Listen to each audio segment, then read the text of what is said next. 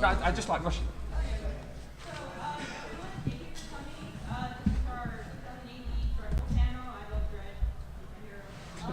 I like you. You can stay. So while you're here, please remember having your cell phone silent. You can't take pictures. There's no recording or flash photography. If you're going to leave the panel room during the discussion, please don't slam the door. And also, if you have questions to ask, as you all will, because it is Dredd-Ful, please use the microphone. If you speak from your seat, they have a hard time hearing it. It sounds really kind of muffled. So the microphone is right there. We can make it green because it sounds really online. So once again, thank you for attending Emerald City Con. Please enjoy yourself.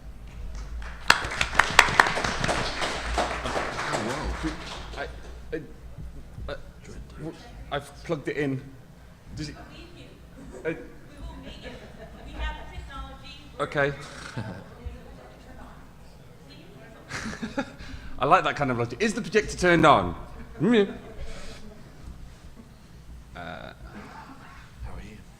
We don't have an after Wyatt. No. He's disappeared. Damn. Give him a shout. I can't. Long story. Okay. Whereabouts do you slide show. Down Portland. Portland. Oh, not too far. Yeah. Is it? 3 hours. No? Okay. Okay.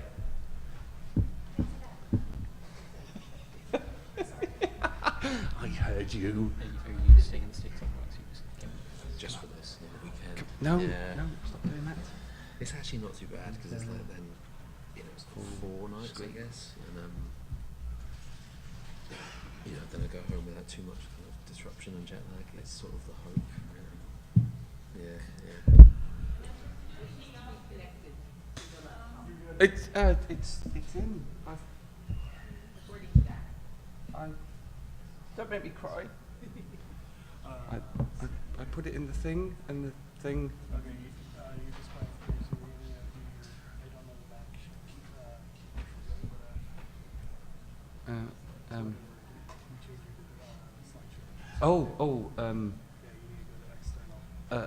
Okay. Hang on.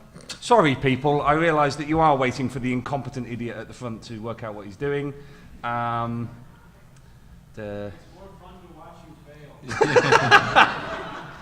Every day of my life.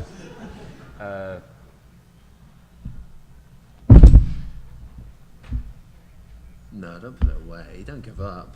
Never give up. I'm just going to give up. I'm just going to give up. We're a panel member down. My computer's not working. This is going swimmingly. Anyway, can I take this out? Yeah? Not a lot, I think, is the answer to that. Hello, everybody. I'm incompetent. That's great. Oh, hello, Arthur. You're not Jock. Wait. Good solution. There we go. We are professionals, ladies and gentlemen.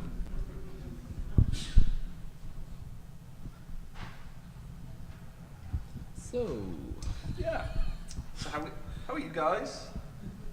Yeah. good. So we'd like introduce ourselves or something. Hello, everyone. He's Douglas, he's Arthur, and I'm Jock. Hello. I now have length. Hello. Yay. Hello, everybody.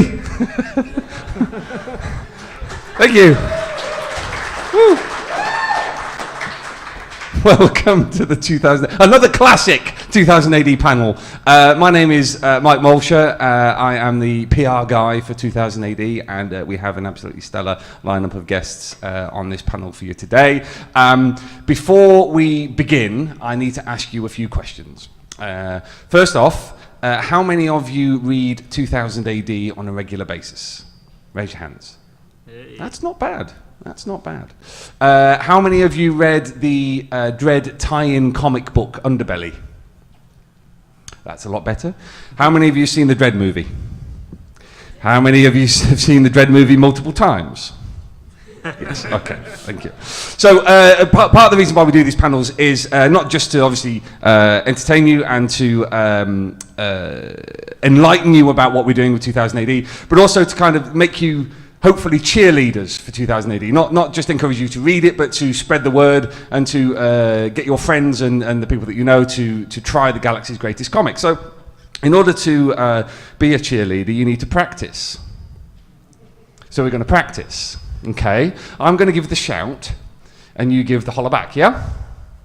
That's the most street I've ever been in my life. Okay, you ready? Yeah. I'm not sensing a lot of enthusiasm out there. America! Okay, give me a 2. Yeah. That was amazing. What are you talking about? No. Him especially was rubbish. Okay, let's try that again. Give me a 2. Give me 1,000. Give me an A. Give me a D. What have you got? Give yourselves a round of applause, ladies and gentlemen. Okay, so now we know that you're literate. We can continue. We have on the panel an absolutely stellar lineup. We have Arthur Wyatt, the writer of the Judge Dredd tie-in comic. We have the man they call Jock. And we have the estimable Mr. Douglas Volk over the end there. Okay, now, just before we start chatting with the guys, I have here a pile of graphic novels. During the course of this panel, if I say the words, "Who wants a free graphic novel?" I will Hello? Oh, I would expect people to raise their hands as quickly as they can. The panel will then have to decide who was the person to raise their hand quickest, okay? So if I say, no, not yet.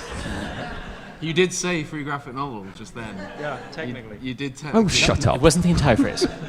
So if I were to say, who wants a free graphic novel? Oh, That's good, we got some cat-like reflect. No, there's no need, it's all right. It's a test, all right? So we've got some the B format books there. We've got a Judge Dredd case file signed by Gary Leach. We have a Devlin War book, and we have a book that isn't even out in the UK yet, which is absolutely gorgeous, but that will be the final prize. So, guys, this is the Dredd-Ful panel. Obviously, it's it was the best movie ever in the world. Everyone else should really stop trying now. Jock, obviously, you worked as the concept guy on Dredd. Do you want to tell us a bit about how you came to be involved in the whole project in the first place? Yeah, sure. Well, I've been a Dredd fan all my life to start with. I grew up reading Judge Dredd. I grew up reading 2000 AD.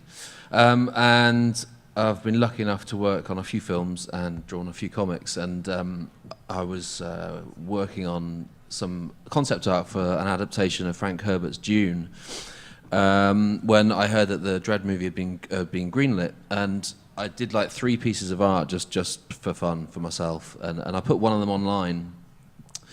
And then news sites picked them up as official artwork from the new Dredd movie, which was a bit worrying to say the least. I literally panicked. I was like, oh my God. Because of course, that's not cool. Basically. But anyway, but the interesting thing about it is that all the news sites were saying they thought it looked good, and can we really they really wanted a decent Dredd movie. So and it kind of, if a news story can go viral, then it kind of did that. It went on all the news sites as official art. And then I got a call from DNA, the production company that were making the movie. Well, actually, it was an email first, and I panicked. They were like, "Can you give us a call?" I was like, "Oh no." But it turned out that they seen what I'd done and really liked it, and do I want to work on the film? So sometimes you make your own luck, I guess. So they called me up and went up for a meeting, and we got on, and I really liked their take on the material. It's very hard to try and boil 35 years of story down to one movie. And they hired me to do like a sort of comic version of the script. It was somewhere in between like storyboards and a comic book. But while I was doing that, because I'd done a lot of painted concept work, I ended up painting a lot of other stuff, which they ended up hiring me to do some of that as well. So. So I'm very proud to have worked on the film. I'm so glad that people seem to have taken to it. And they're showing it here actually tomorrow night with Carl Urban as well. We're doing a Q&A with Carl tomorrow evening. What's it called? The cinema? Cinerama. So yeah, I mean, isn't that now a good time to mention? Well, yes, the book as well? I would show you an image, but I can't. But we have an exclusive announcement at Emerald City this weekend, which is that 2000 AD is going to bring out a very special edition of the Judge Dredd screenplay. It's going to be Alex Garland's original script for Dredd, alongside Jock's storyboards, concept art, and various other sort of images from the movie. That's going to come out in a limited edition hardback, which will be available from 2000adonline.com, and a paperback, which is itself limited edition, which will be available through bookstores and comic book stores on both sides of the Atlantic. So it's a fantastic opportunity to see the genesis of the project, really. And I mean, Jock, how much did things change over time? Because reading the original script, there's stuff in there that didn't make it through. There's stuff in there that kind of evolved a bit. Yeah, well, like anything does. Yeah, I mean, when I first started drawing the storyboards, like the uniform hadn't been you know, so you see it kind of like change throughout the, you know, the drawings are quite rough anyway, but yeah, it was all very much gestating, and I think, you know, when you work on a film, you find that things do change and little bits get picked from various places. So this book will basically got all of my work from the Dredd movie in this one book. So you'll see, you know, different lawgivers, different helmet designs, you know, different takes on the city, on lots of stuff. So I'm really pleased that it's coming out. Alex has written a new intro for it as well. Yeah, and we're doing these nice slipcase, dust cover hardback editions, which I've been working really closely with the designer as well. So it should hopefully look really nice. So, yeah. Yeah. So you heard it here first, folks. Also, who signed the sequel petition? Not enough of you, to be quite frank. The rest of you letting the side down a little bit. Get your asses in gear. If you go to 2000adonline.com/Dredd sequel, you'll find a way to add your name to the official petition, which I can announce has now reached 100,000 names. Woo. Yeah, go on, clap that. That's an achievement. So yes, thank you to everybody who has not only signed it but also spread the word a little bit. I'll move on to Arthur now. Arthur wrote the Judge Dredd movie tie-in comic, which came out in January, Dredd Underbelly. Arthur, when Matt Smith, the editor at 2000 AD, approached you to do the project, what was your initial reaction? Oh, well, I was... how's that? Bit closer. Bit closer. Bit closer. In your face. In face. There you go. Okay, Drock. Okay, so yeah, my initial reaction was wow, and panicked and incredible, because when I first saw that movie, I was really blown away by it. I was sort of hoping to like it, and I was like bound to like it by it being 2000 AD and all things 2000 AD being wonderful, but I wasn't prepared for how much I'd like it. So getting asked to do something like that followed on for it was kind of an amazing honor. So after getting that call, I think probably the first thing I did was actually download that script by Alex Garland, because it's currently available on Kindle without the art, and read through that. And I rewatched the movie a couple of times on top of that, and just kind of got an appreciation of how tight a piece of work it is. And it really has it has a leanness to it. There's nothing wasted about the whole movie. It tells its story. It has very good impact. It's visually perfect in a style that would perhaps not be like the one you'd think of initially, but then you see it and it totally works for that thing. So I kind of surveyed what there was already and tried to put together a continuation of that. So the comic Underbelly is almost like a sort of 1 year later story following on from the events of the movie. Okay, cool, thank you. What's your free graphic novel? Ooh. I'm feeling this guy. Yeah? Which guy? The woman in the front row. Yeah. Oh, really? Yeah. All right, okay. Madam, if you'd like to... Oh, check. Sorry. 1, 2, 3. Hop. Hey! Give him a round of applause. That was a great catch. I like how quickly you've cottoned on. You're all like sort of coiled springs just waiting to go. So, Arthur, you've been working with Henry Flint, who's a 2000 AD legend, really, now, in a relatively short space of time. What was it like seeing him take your script and sort of use the iconography and the imagery of the film to sort of bring it to life? Well, he's one of my favourite Dredd artists. The one here. Oh, you don't do that. Don't do that. He knows he's good. Okay. Well, he's got this fantastic style. He's almost like a combination of all my sort of favourite Dredd and 2000 AD artists of the past. So he's got elements of Kevin O'Neill and Simon Bisley and Mike McMahon, and all rolled into one package. His style is sort of nicely dense as well. The other thing that he is really incredible at, and I got a real appreciation of doing this project, is his layouts are really good. So doing something that's supposed to be a follow-on from a movie, I wanted it to look cinematic, but I couldn't really do the sort of Warren Ellis widescreeny 3 panels per page thing because I had 30 pages to work within. So it's going to be pretty much 5 panels per page throughout. He managed to make that look really energetic and cinematic, even without having to break out into the whole widescreen thing. So that aspect really helped. I think he really captured that world, and he was perfect for doing that. Okay, brilliant. Going to move on to Doug now. Doug, for those of you who don't know, and shame on you if you don't, is the writer behind the fantastic Judge Dredd Mega City 2 from IDW, which is an original. Is it an ongoing?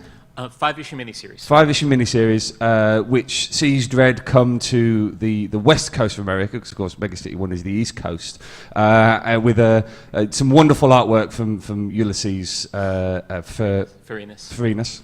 I do know these things, it's just brain goes. That is quite a name to remember. Yeah, I know. I got the Ulysses bit. Yes. I even know how to spell it. So it's fantastic, it's wonderful. It's suitably over the top, if you don't mind me saying so. Tell us how you, an American liking Dreads, how you came to read 2000 AD. How I came to read 2000 AD? Well, initially, sometime around probably 1980 or so, Little Tiny Douglas saw an ad from Mile High Comics saying, if you send us, I think, $2, we'll send you 20 British comics. And I thought, great. And I sent my $2 in, and I got a bunch of kind of strange Marvel reprints, and then 3 issues of this thing, 2000 AD, which I think one of them was the Oxygen Board. All from the first couple of years, and my mind was blown. Shortly thereafter, my family went over to the UK, and I went to the store Forbidden Planet, and discovered that, they've got about 3 months worth of 2000 AD here. This was the Apocalypse War. Great timing. And that was me at age 12. And then when I came home, I went to my local comic store. I was like, can we find this thing? Can we get this thing? Can we special order? I promise I'll buy it every single week. And I did. Amazing. Forever. Marvellous. I think that deserves a little round of applause, ladies and gentlemen. That's real dedication to the cause. Doug, a lot of the time we hear this thing about Americans don't get Dredd. It goes over their head. How would you, as somebody who clearly gets Dredd, respond to that? I don't know. Maybe it does go over my head. It's possible. One way of thinking of it is as this unbelievably sharp, brutal satire of American culture that's mostly by and for British people. That means that it's sort of coming from an outside person. I don't know. Maybe we're too proud. We don't like being mocked. I don't know why it is. I think the time is ripe. I think it needs to happen. Good answer. Good answer. You can clap if you want. Yeah, there you go. Cool. I'm going to put that down now because it's distracting. Oh, it's a free graphic novel. Oh. That was definitely him. Yeah? Go on. There you go, man. A round of applause for cat-like reflexes. People on that side, you need to try harder because it's just not good enough. So disappointing. Coming back to Jock. Hello. Hello. and I've just forgotten the question I was going to ask you. Let's talk more about the Dredd movie. Yeah. What was it like actually seeing it on the big screen when it had been done and dusted? Yeah, well, actually, the first time I saw it was on a laptop in the production in the production offices, like just before San Diego. Was it last year or the year before? 2012. Yeah. So that was 2 years ago. Yeah. And it was screening at San Diego a couple of years ago with and that was the first time Carl saw it as well. But it showed me it on the laptop first. What was it like? It's funny when you work on something. It's really hard to be sort of objective about it. So, I mean, what can I say? Really, it was very rewarding seeing stuff that I'd done with a character that I love so much on the very small screen. I was going to say on the big screen, but it was a tiny wee laptop. Yeah, you know, and there was. I mean, basically, Alex Garland was kind of, you know, the sort of creative sort of vision behind the whole film, really. And there were, you know, things like he didn't, you know, change the helmet. He didn't want the helmet changing. You know, those kind of icons that stayed exactly as they should, I think, worked really well. And I really like the way they, you know. Well, I suppose we sort of, you know, changed the uniform to make it practical. You can see an example of it sat right here. If you want to stand up, sir. Can he stand up? I don't know. Yeah. So there we go. Yeah. So like. So if anyone knows the comic, like Dredd has these huge shoulder pads and he's got like a chain from his zip, and but you know, this film was absolutely about making like a brutal, harsh reality, you know, believable. And you know, if someone had a chain around their neck, when they get in a fist fight, the first thing the guy's going to do is grab the chain and use that to kind of like, you know, so and basically the remit was that anything that wasn't functional was out, you know. And actually when I was on it, the eagle didn't exist, and I was kind of disappointed that we didn't have some eagle. And then when I saw the final costume, that wasn't me, but I think that's a really smart use of the eagle itself, you know, and giving it that icon, but it's not cumbersome, and you know, you can still probably do a forward roll. I won't ask you to do a forward roll. Yeah. It's actually not far off the eagle on the Prog 2. Yeah, that's right. Yeah, in fact, when they sent me the first photos of the first fitting, and it reminded me a lot of Carlos's early like the shoulder pad, little sort of almost kind of small. It's very much like Carlos's first designs. I mean, Carlos did have that kind of much more extravagant thing to it as well, but. Yeah, you know, and I'm just glad that people, because it is different, you know, it is different to the comic. The comic's much more zany, you know. You know, there was no flying cars or robots in the film. You know, it was very much about presenting a kind of a believable reality, as I say. So I'm just pleased that people, you know, weren't offended by that and took it for what it was, you know. So yeah, okay. Brilliant. Free graphic novel. Oh. I wasn't looking. Oh, God damn it! I was looking over. Yeah, I think the guy in the leather jacket just there sort of caught my eye. There you go, sir. See, oh, I'm sort of worried that this is our field of vision. Well, yeah, you need to be watching out more. Yeah. Okay, you ready? 3, 2, 1. Because we are all over here. Oh, fumble catch. No round of applause. It's just not cricket. Doug, we're going to come back to you. For most Americans, their really only experience of the character of Judge Dredd was the film that shall not be named. Which Ulysses loves. He loves that movie. Then he's dead to me, to be quite frank. Yeah. How do you think the new Dredd film, I mean, it didn't perform as well as everybody hoped in the box office over here, yeah, but it only in the States though. It was a #1 movie in the UK. I think that maybe yes, no, absolutely, yeah. Lot, you know. But how do you think it helped change the perception of the character and brought it to a new audience? It certainly made a lot more people here a little more open to finding out a little bit more about the character, about where the character came from. That's a start. Okay. Yeah. Fair enough. Obviously, Judge Dredd is the main character of 2000 AD, but we've had 37 years of incredible characters. Arthur, you've not just written Dredd for 2000 AD. You've also written stories in the Rogue Trooper universe. Did you do Kabbalistics as well?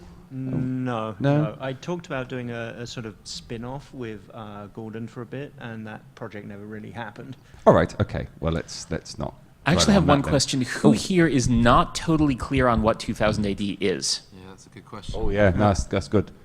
Oh, all right. A relatively Okay. well-educated audience, unless people are too ashamed to put up their hands to It's that in the- particular you question. know- Oh, at the Okay, back there. okay, All right, okay, right. Can I try and can we all try and sum it up with like for me, what 2000 AD is an anthology comic that if you pick it up when you're young, as we've just heard again, it will blow the back of your head off and make you want to do comics for the rest of your life. That's what it is to me. Yeah.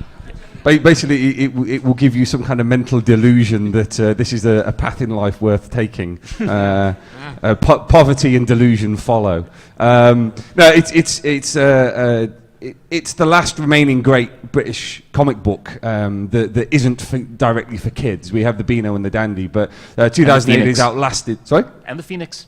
Well, the Phoenix has only been going a few For the years. kids, Yeah. That's a good point, actually. But 2000 AD, everyone knows Judge Dredd, but you've also got characters like Nemesis the Warlock, ABC Warriors. Help me out, guys. Slain, thank you. Halo Jones. Yeah. Halo Jones. Has everyone read Halo Jones? Who hasn't read Halo Jones?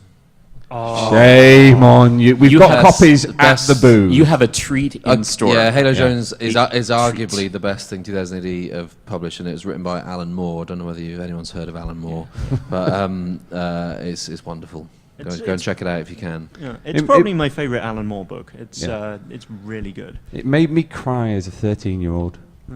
That's it got me right there. But yeah, 2000 AD is this massive cornucopia of characters from over the years. Arthur, is there because I realised that I started off asking you a question and this just rambling now. Is aside from say Halo Jones, is there a favourite that you'd recommend for people to look out for? So of the ones we have here, Now you're thinking. Zombo's actually probably the one I'd go for. So Al Ewing, who you may know at the moment for writing Mighty Avengers and Loki, Agent of Asgard, he wrote this incredible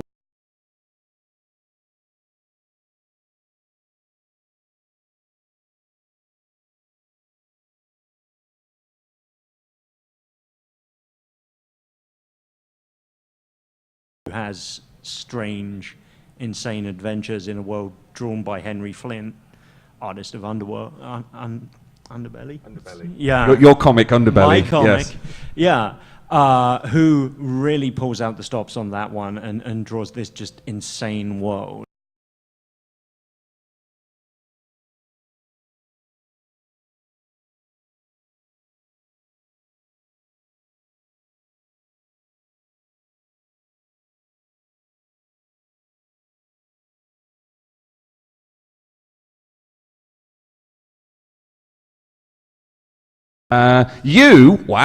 You get a Judge Dredd Complete Case Files UK edition signed by Gary Leach, which is pretty awesome. Thank you. You're going to have to come and get it because I ain't throwing this one because somebody's going to die. Are you going to throw the mech files? Yeah. And I'll make them fight for it as well. Just throw it into the centre and watch it all go off. Jock, a particular favourite that's not been mentioned. As I've already said, Halo Jones. I'm going to stick with Dredd because I'm a Dredd head really. I would say Midnight Surfer, which is Chopper on his powerboard, is one of my favourite Judge Dredd stories. Of course, he makes an appearance. Well, his graffiti makes an appearance in the Dredd film. Yeah. Does everyone know who Chopper is? Is anyone who's heard of Chopper?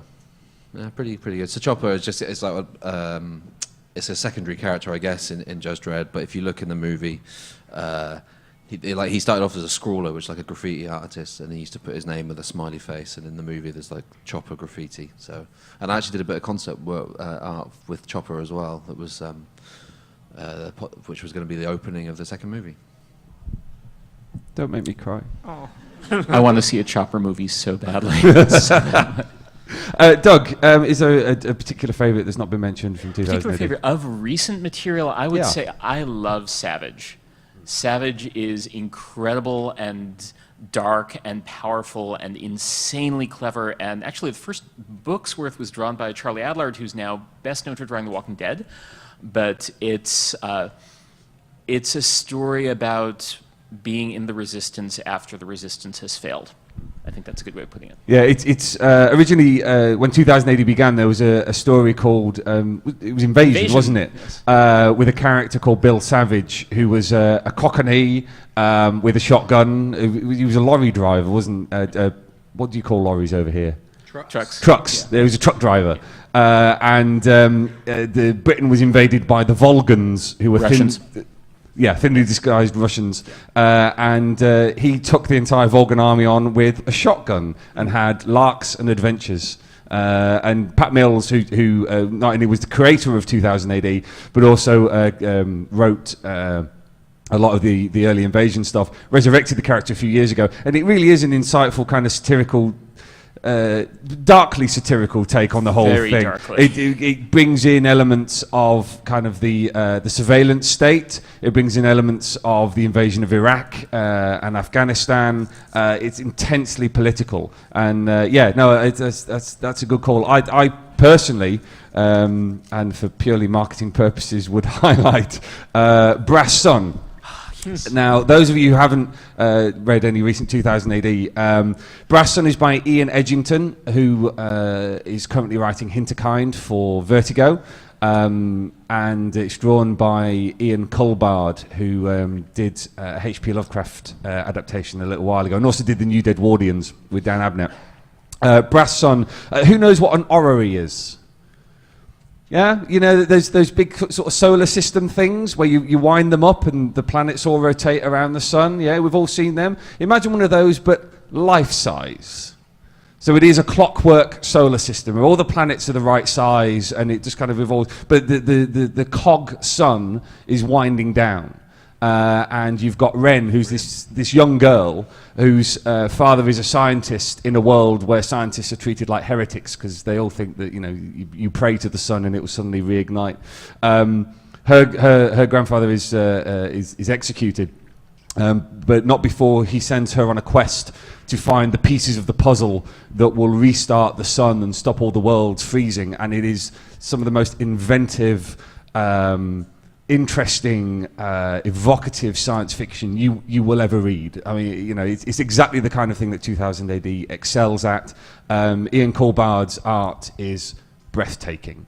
You know, huge kind of thing. If anyone's read any Ian M. Banks, that is that kind of architecture, you know, absolutely monumental science fiction architecture. And that is coming out as a 6-issue, don't laugh at my marketing, it's coming out as a 6-issue US format miniseries beginning in May, which is leading up to the graphic novel release in December. I would really, really, really recommend that you pick it up, because if you like Saga, if you like any of that kind of character-led sci-fi that seems to be in vogue at the moment, but which we've been doing for 37 years, then you know, it'll be for you. So that's my recommendation. Oh yeah, I've kind of run out of questions. Who wants a free graphic novel? It was the gentleman just there in the black jacket with the green. No, there you go. Give him a round of applause, ladies and gentlemen. You get a Devlin War book. No worries. That is the final prize. Ooh. And yeah, we're going to be doing something special for that. So keep your bloody eyes peeled, yeah? All right. There is a microphone in the center of the room. We're going to go to audience questions, so please line up if you have something you would like to ask the panel. Well done, sir. Give him a round of applause for being very brave. What's your name, sir? Greg. Hello, Greg. Where are you from? I'm from British Columbia, Canada. Oh, excellent. A Canadian. We like Canadians. You have a question for the panel? Free graphic novel. See, the guy behind you just doesn't understand the concept of this game at all. But carry on with your question, Greg. I know 2000 AD has done Dan Dare in the past. I'm wondering if you guys have any access to that character now, and if you did, would you do anything with it? None whatsoever, I'm afraid. It's owned by the Dan Dare Corporation, and let's just leave it at that, shall we? Gotcha. But thank you for your question. Next, please. As an American who has only been exposed to Dredd through the movie, the most recent movie, and one shot that was a free comic book day comic, where do you start? That is a very, very good question. I'm going to go to Arthur first. Go on, Arthur. So you could go to the actual prog. There's a very recent one that's a sort of jumping on point with 5 stories starting. If you want to go for Dredd, I would recommend Case Files number 5, which has the entirety of the Apocalypse War story that Douglas was mentioning before, which is probably one of the finest Judge Dredd stories there are. More recent Judge Dredd stories, there's kind of a streak of Dredd stories from Origins onward that are just kind of coming out as US graphic novels that I would really recommend. So I'd start with Origins, and then the Tour of Duty. Are they coming out? At some point. At some point. That's good. Then there's Day of Chaos, which when that comes out, that is going to blow your minds. That thing is amazing. Jock? Well, yeah, that is a really good question, because there's so many stories. Like, that is a really valid thing. It's like, where am I supposed to start? But actually, you'll find with Dredd particularly, you know, it can be, there's so many stories. They have a war story, comedies, thrillers, horrors. You know, there's so much out there that. But yeah, kind of for me, a lot of the stuff from the 80s, which I guess is round about that Case Files 5 book, it's like all gold. I mean, it's just, you know, one week you just have a little one episode comedy thing about someone that invents a gun that turns your brain to mush and everyone acts like kind of gorillas, and then the next week will be, you know, Eccc, and I shouldn't, that's a spoiler. You know, so it's a really hard question to answer, really. I mean, like personally for me, maybe you could pick up America. Which is available digitally from the 2000 AD shop. Yeah, that's yeah, America. I work in PR. Midnight. What's it called again? I mentioned it. Midnight Surfer, thank you. But also the Graveyard Shift, I really like. I don't know whether that's available as its own thing, but that's just like one night in Dredd's life kind of thing, and that's a pretty good introduction, I'd say. Yeah, I mean, it's worth pointing out that all the Dredd stuff that we have collected up is available through both our web shop and also our iPad app, which is very good if you have an iPad. Doug, what about yourself? I second the enthusiasm for Case Files 5. Don't start with 1, start with 5. Yeah, but the true. book that I always hand people to get them into Dredd is America, which is, it's 3 stories published in 1990, 1996, and 2006. And that's important because Judge Dredd stories in 2000 AD happen in real time. All the characters are 37 years older now than they were when the series started. And so this is about something that happens and then the consequences of that many years later and then the consequences of that many years after that. And it's astounding and moving and hilarious and incredibly dark and wonderful. Thank you very much for your question. Thank you. Next. I'm like most people, I'm hoping that Underbelly is not just a one-shot, and we get to see more. It's not just a one-shot. Yeah. There is another story. I don't know when it'll be appearing in the magazine, but it will be a slightly longer story, and that is Dredd Uprise. And the artist on that one will be Paul Davidson.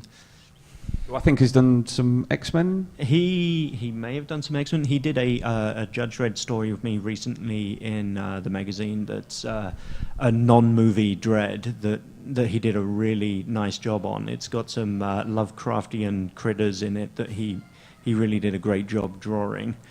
So It's worth noting that the Judge Dredd magazine is the sister publication to 2000 AD. Comes out every month. Again, it's available digitally, and it's a lot bigger.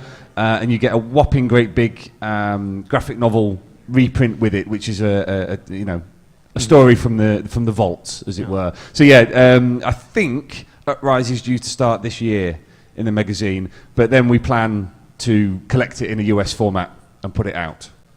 So my question along with that then is, so more classic Dredd is obviously fairly zany in a number of different ways. You guys said zany. Will we see any of that sort of stuff in the new Dredd movie, or are you going to try to keep it more, or the new So I kind of think of it like a sort of series of almost like effects pedals that you're sort of stomping down hard on some and lifting up on others, and you don't quite have the same filters that you want to apply to the main Dredd in the movie Dredd. So you tend to use less of the sort of sci-fi stuff, and it leans more to the gritty crime elements. This one's going to have a little more stuff that kind of broadens things out a little more, but I don't really want to say more than that just yet. Thank you. Cool. Thank you for your question. Next. Hi, yes, I have a quick question. Who do I petition to get more Rogue Trooper video games? His boss. Yeah, my boss. Ask very nicely. It never works for me. So, but yes, for those of you who don't know, 2000 AD is owned by the computer games firm Rebellion, who you may know from Aliens vs. Predator and the Sniper Elite game series. Rebellion, which, and I'm not just saying this because I'm an employee, Rebellion, which saved 2000 AD in the year, oppositely in the year 2000, the previous publishers had no interest of really keeping it going or investing in it. Rebellion came along, and to be quite frank, the last 14 years have been a real resurgence in the comic books. So yeah, if you drop, actually, if you're on Twitter, why not tweet Rebellion Jason? Rebellion. All right, will do. Thank you. This is being recorded, isn't it? Oh, damn. No, no. Me and my roommates, when that game came out, spent God knows how many hours, and it was a great way to talk 2000 AD. So I was just hoping for more. Oh, brilliant! Yes, well, absolutely. He's the person to ask directly. All right, thank you. Thank you for your question. Next. Hi, I have a question for Jock specifically. Hello. Hello. I work in indie films a lot, and budget's a big issue. And Yeah. I was wondering if there's anything specifically that you had to compromise on from your concepts, budget-wise, for the film. Yeah, Dredd it was a very low budget film, really, for what it was. I think it was about 35 million or something, which sounds like an awful lot of money, but actually in reality, for the sort of film that it was, is not very much money. And it was also shot in 3D, which I think at one point it sort of estimated that maybe took nearly half the budget. Was just the shooting of it in 3D was a nightmare. So, well, I mean, two things. The script itself was obviously catered to a lower budget. You know, there's quite a lot of corridors in that film. You know. A trick they learnt from Doctor Who, I believe, which is, yeah. And actually, that's for me. I sort of would love to have seen more of the city, but we just couldn't do it with this one, But in concerns the concepts, things like the guns and the vehicles were all based on existing things that you could kind of retrofit with bits and pieces. Have you got a lawgiver here? Yeah. So that was based. Is that a Glock under there? Oh, okay, right. Yeah, so he bought a real gun to a comic convention. So I'd. This is America, I suppose. So there is a chance. Nobody's got a gun, have they? Just before I say anything wrong. I think it's too late for that, Mike. Yeah, I'll just hide under here. Excuse me. Carry on. So I'd find existing weapons, for example, and paint over the top of them, to so that we could use them as actual props. But no, budget is always an issue in film, as I'm sure you completely know and are aware of.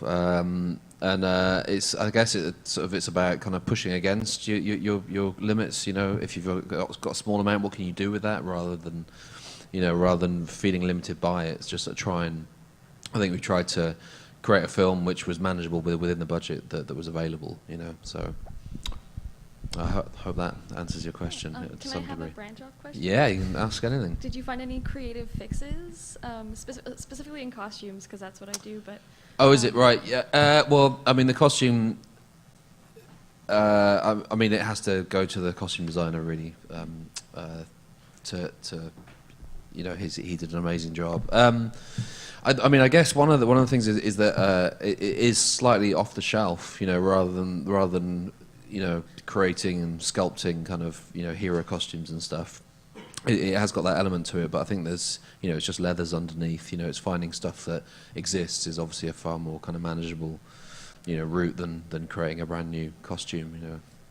But yeah. Thank you. Okay, you're Cool. welcome. Thanks for your question. Okay, we've only got 5 minutes left, so if you could keep it brief, that'd be super. What's your question, sir?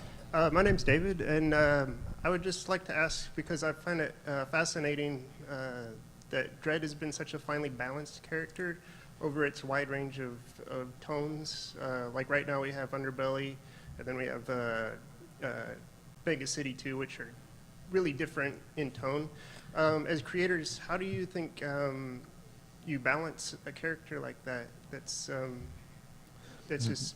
Can I answer that? Sorry, I don't mean to hog the mic, but I've got something to say about that. I think the thing about Dredd is that he can be anything in any story. He can be a hero or a villain or a threat or the person that you want by your side.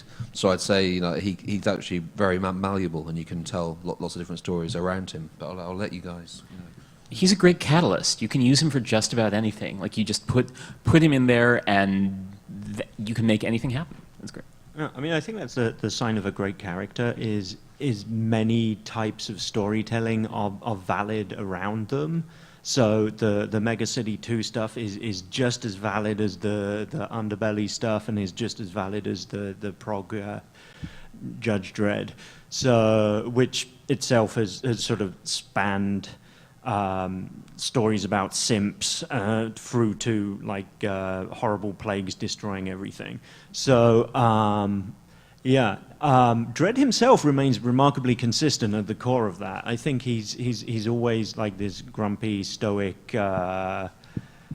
character who, if you think about what Dredd would do in a situation, it always seems kind of apparent. I think that's the strength of him. Yeah, he always seems to have everyone dead to rights, no matter what. Yeah. That was one of the things we talked about with the film as well. I wanted to really make it clear to them that even though, because I think maybe if you're not that aware of Dredd, you might just see him as like a slightly Nazi, guy that likes beating people up kind of thing. But there's another side to him where if someone was trying to kill you, he'd put himself in front of you to save you, And I tried to make that really clear. There was a point where it actually got changed for the final film, so this was an early point, but where he saves Anderson from a fall, and I felt like that was a really important moment, to understand the character that he kind of exists by the rules that he's given, but he's a very strong character as well. Okay, thank you. Next question. Got to be quick now because we've only got a couple of minutes left. Okay, I binge read like 10 of the complete case files after the movie. And your head is still in one piece. Well done, sir. and I noticed that sometimes Dredd would just kill the hell out of perps. And in some other issues, leg shot and then ISO cubes. Was there a reason for why he's so quick to just execute people in some of the issues? In other issues, he's much more, I'm going to arrest them. I think it depends what mood John Wagner's in at any given time. Yeah, it kind of comes down to, because there's been so many different writers throughout Judge Dredd's history, but John Wagner has always been there, really, as like a guiding hand. So whether he is executing people for no reason or just mortally wounding them, it's still part of the same character. What's your question, sir? My question that I had was with the Dredd movie, it felt like it was into a kind of a very immersive world that was supposed to be kind of a realistic, given in a post-apocalyptic thing. And I saw some strong parallels with another movie that I saw called The Raid Redemption. They were coming out with a second movie that was coming over. And I was wondering if they ever do make the Dredd sequel, if they were going to follow more immersive post-apocalyptic world and kind of keep kind of those same parallels that they had with other movies, or are they going to kind of flesh out more of the mutant type things like with Judge Anderson or Johnny Alpha or Barbara Hershey or the other arcane judges that they've had? I will just say the fact that the Raid and Dredd had similar plot was a total coincidence, by the way. It was a good one, though. It was almost weird how similar they were, and it was a shame in some ways because people kept saying, I mean, the Raid is a spectacular film, and it's a different film to Dredd, but Dredd, because we had long post-production on Dredd, the Raid happened in that time. People use it as an excuse to write Dredd off in many ways, which is a real shame. But yeah, the Raid 2 is coming out. I've just done a poster for it, funnily enough, for the UK. Plug. Traitor. Yeah, I know. Well, I work for this poster company Mondo as well in America, and we released like I've done posters for Dredd and for the Raid, and I deliberately released them both on the same day. That's nasty. Who wants to speak up for novel? Right. Oh no. What? No. Well, don't say no. Just do something and give it away. Just quick. Right. Do you know what? Dance. First person to dance. I quite like your dance. You get this. Give me a round of applause, ladies and gentlemen. There we go. Well, thank you very much for being cut short, but you've been fantastic.